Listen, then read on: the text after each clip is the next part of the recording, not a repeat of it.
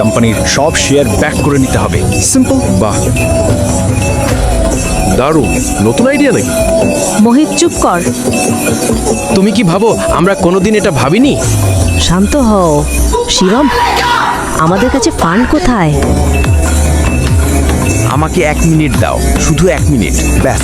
এটা বলেই শিবম ফোন থেকে একটা নাম্বার ডায়াল করে, আর তারপর ফোনে যা বলল সেটা শুনে সবাই স্তব্ধ হয়ে গেল। ঋষভ আর মোহিতের চোখ কপালে। ভালো করে শুনুন আমার কথা।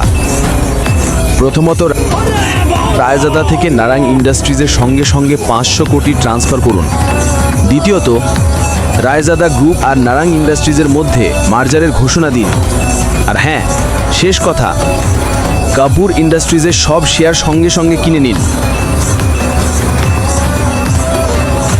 দৃষ্টি এত বড় বড় কথা শিবমের মুখে শুনে হতবাক।